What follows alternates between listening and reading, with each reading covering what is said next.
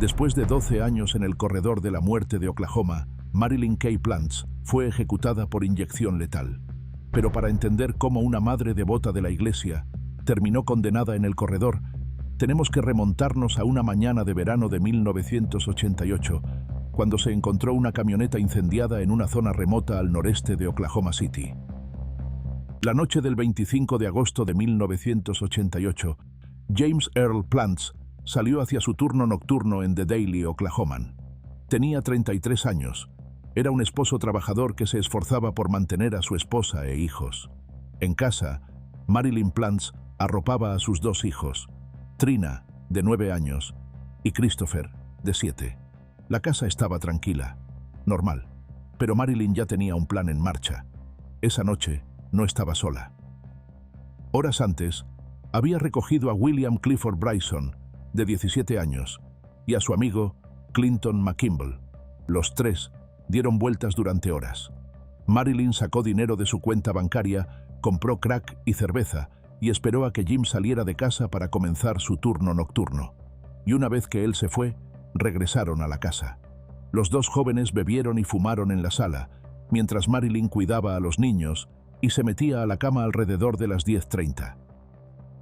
Pero esa no era la primera vez que recibía a Clifford en su hogar. Se habían conocido a finales de 1987 o principios de 1988. Marilyn tenía casi el doble de edad que él, hija casada y madre de 2, y Clifford era un adolescente de 17 años, sin muchas metas. Pero para la primavera, su relación se volvió sexual. Mientras su esposo trabajaba hasta tarde para mantener a su familia, Marilyn era la anfitriona. Prestaba su coche a Clifford, le daba dinero para alcohol o crack, y trataba a él y a sus amigos como si vivieran allí. Lo que comenzó como algo temerario, se convirtió en algo mucho más oscuro. Marilyn quería la muerte de su esposo, y Clifford estaba dispuesto a ayudarla. Marilyn le dijo a Clifford que Jim era violento, que había llegado al límite, que necesitaba una salida y estaba dispuesta a matar para lograrla. Un divorcio no le daría lo que quería, porque lo que quería era el pago de $300,000 de la póliza de seguro de vida de Jim, y para obtenerlo, él tenía que morir. Surgieron planes y fracasaron. Primero, le entregó un arma y le dijo que la usara, pero en lugar de disparar, Clifford empeñó el revólver por dinero. Luego ideó emboscarlo en la casa, atrayendo a Jim mientras los chicos esperaban adentro. Pero ese plan tampoco funcionó. Más tarde, propuso fingir un viaje de pesca, donde los jóvenes empujarían a Jim por la borda y dejarían que el agua hiciese el resto. Pero eso nunca sucedió. Aún así, Marilyn siguió presionando. Y ahora, otro plan estaba en marcha. Justo después de las 4 de la madrugada, Jim regresó a casa con las compras, silbando como si fuera una mañana cualquiera, sin saber lo que le esperaba en la cocina. Clifford atacó primero. Lo sorprendió por la espalda y le golpeó la cabeza con un bate. James tambaleó y gritó el nombre de Marilyn, pero ella no apareció. Se quedó en el dormitorio, esperando. Clinton se unió al ataque, y juntos siguieron golpeándolo hasta que Jim cayó al suelo. Pero aún no había muerto. Todavía estaba con vida cuando lo arrastraron afuera y lo empujaron al cajón de su propia camioneta. Fue entonces cuando Marilyn salió de entre las sombras. Miró al hombre golpeado al que una vez había amado y les dijo que todo era un desastre. Su cabeza está hecha un desastre. No va a parecer un accidente, les espetó. Quémenlo. Y eso fue exactamente lo que hicieron. Clifford y Clinton condujeron la camioneta hasta un tramo desierto de carretera. Colocaron el cuerpo inerte de Jim en el asiento del conductor, inclinado sobre el volante, e intentaron prender fuego al vehículo. Clinton encendió un trapo en el tanque de gasolina, pero no prendió. Entonces Clifford vertió gasolina dentro y alrededor de la camioneta y encendió un fósforo. El fuego cobró vida de inmediato, y mientras se alejaban en otro auto, miraron hacia atrás y vieron algo que nadie olvida. Jim estaba intentando incorporarse. Todavía estaba vivo cuando las llamas lo envolvieron. De vuelta en la casa, Marilyn ya estaba fregando la sangre del piso. Luego les dijo a los jóvenes que se quitaran la ropa ensangrentada y se pusieran la de su esposo, mientras ella metía la ropa manchada en una bolsa. Les ordenó que tiraran esa bolsa lejos de su casa. No quería dejar rastros, no quería errores. Pero la noche aún no había terminado. Todavía bajo los efectos de la droga y la adrenalina, Clifford y Clinton se detuvieron en una tienda de conveniencia, donde usaron el dinero del hombre muerto para comprar sándwiches y refrescos, como si fuera una noche cualquiera. Luego fueron a la casa de un amigo, el lugar de Michael Kendrick. Allí, entre bravuconadas y con la mente nublada, le contaron a Michael lo que habían hecho. Lo soltaron todo como si no fuera gran cosa.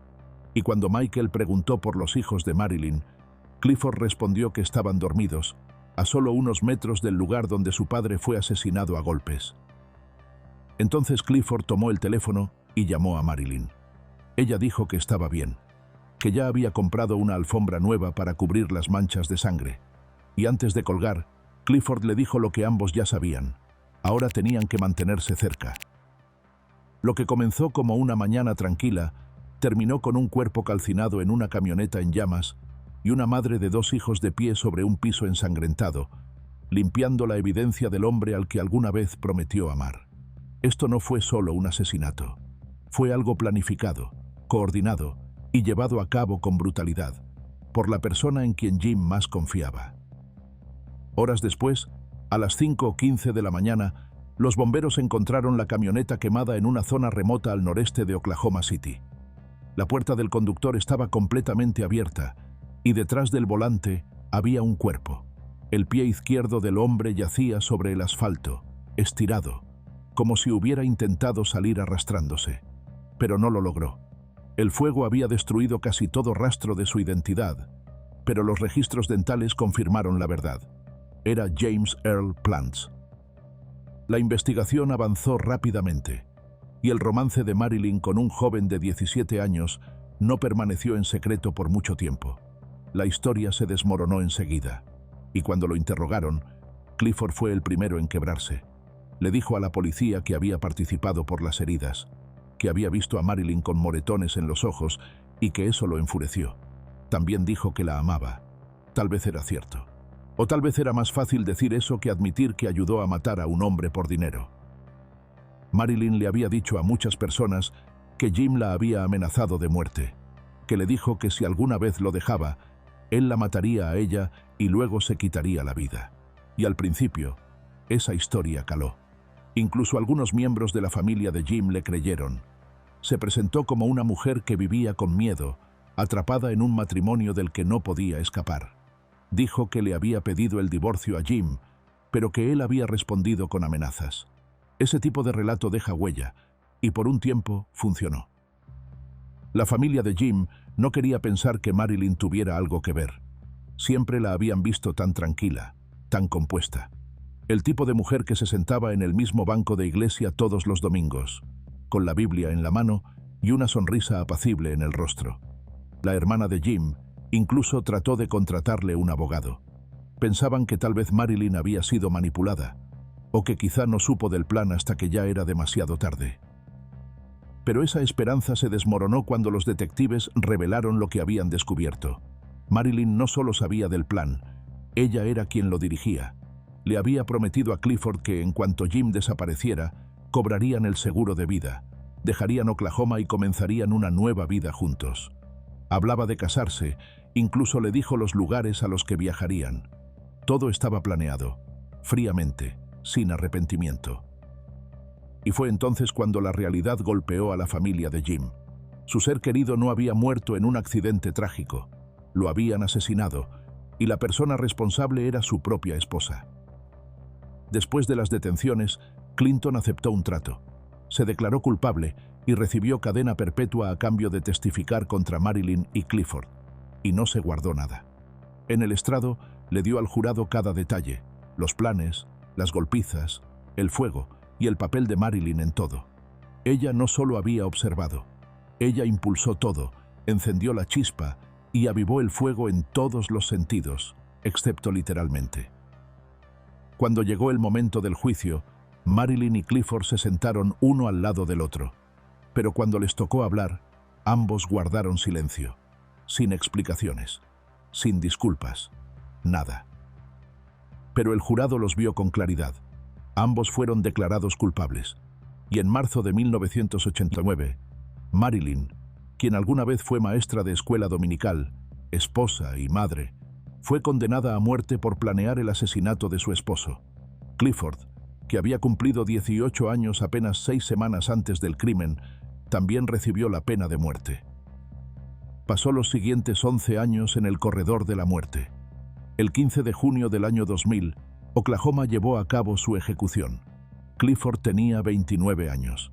En su declaración final, miró hacia la familia de la víctima y dijo que lo sentía. Les dijo que esperaba que pudieran encontrar paz y seguir adelante con sus vidas. Para su última comida, Clifford pidió 10 camarones fritos, una ensalada, una bebida de fresa, una rebanada de pastel alemán de chocolate, un bote de helado y un pastel de manzana caliente. Durante esos mismos 12 años, Marilyn permaneció en su celda luchando, tratando de desviar el enfoque hacia la vida que tuvo antes del crimen. Culpó a su infancia por lo que había hecho, y con el tiempo, su familia la respaldó. Durante uno de los juicios, 3 de sus hermanas dieron la cara y presentaron declaraciones juradas que pintaban un panorama sombrío de su niñez. Las 6 crecieron en un hogar marcado por la pobreza y el control, donde su padre imponía su voluntad con mano dura. Era estricto, iracundo y castigaba con rapidez. Dijeron que los moretones no siempre eran visibles, pero el miedo permanecía. Y no se detuvieron ahí. También hablaron de Jim, cómo Marilyn había pasado de un hogar controlador a otro. Lo describieron como celoso, severo y cada vez más violento. Para ellas, Marilyn nunca escapó del ciclo, solo cambió la sombra de su padre por la de su esposo. Pero sin importar cuántas historias contaran o cuántas heridas se reabrieran, nada cambió el resultado. En la audiencia de clemencia, Marilyn pidió que su sentencia de muerte fuera conmutada por cadena perpetua. Dijo que lamentaba profundamente todo lo que había hecho. Su voz se quebró al hablar de lo único que aún le daba esperanza: su hija Trina, que tenía solo 9 años al momento del crimen. Después de años de silencio, las dos finalmente se habían reencontrado. «Es difícil para mí pensar en vivir el resto de mi vida en prisión», admitió Marilyn, «pero ahora tengo una verdadera razón para vivir». Trina estaba sentada a solo unos metros, llorando en silencio, con un pañuelo apretado contra el rostro. No habló durante la audiencia, pero se proyectó un video grabado previamente. En él, su voz temblaba. «Quiero tener la oportunidad de perdonarla», dijo, «pero no puedo soportar la idea de finalmente tener una relación con una madre a la que no he visto en 13 años, solo para verla morir en 3 semanas. Eso me destroza». Pero la decisión se mantuvo, y la votación del jurado, 4-0, la acercó a convertirse en la segunda mujer ejecutada en Oklahoma. Tuvo su última comida el lunes 29 de abril, 2 días antes de la ejecución. Pidió una ensalada de taco con pollo, una pizza mexicana, 2 encharitos, 2 tacos suaves de pollo, rollos de canela, una rebanada de pay de nuez y 2 latas de Coca-Cola, su último consuelo antes de la inyección. El 1 de mayo de 2002 fue sujetada a la camilla. No lloró, no suplicó. En cambio, se aferró a la fe que había abrazado en sus últimos años. Su voz fue firme, casi serena, cuando dijo: «Quiero decirle a toda mi familia que los amo muchísimo, especialmente a Trina y Chris», dijo. «Lo que Dios me ha dado es amor, y he vencido al mundo. Y solo quiero que sepan que nada, absolutamente nada, puede separarnos del amor de Dios». Luego miró hacia su familia y agregó un último mensaje: «Si quieren volver a verme, deben nacer de nuevo». No se disculpó por lo que le hizo a su esposo, y nunca expresó arrepentimiento, ni por el asesinato, ni por el plan que ayudó a poner en marcha. Una vez que comenzó la ejecución, su pecho se movió levemente e hizo algunos sonidos breves y entrecortados, pero luego quedó inmóvil. 3 minutos después de sus últimas palabras, a las 9:11 de la noche, fue declarada muerta. Marilyn K. Plants tenía 40 años. ¿Qué opinas? ¿Se ha hecho justicia? Déjanos tu opinión en los comentarios.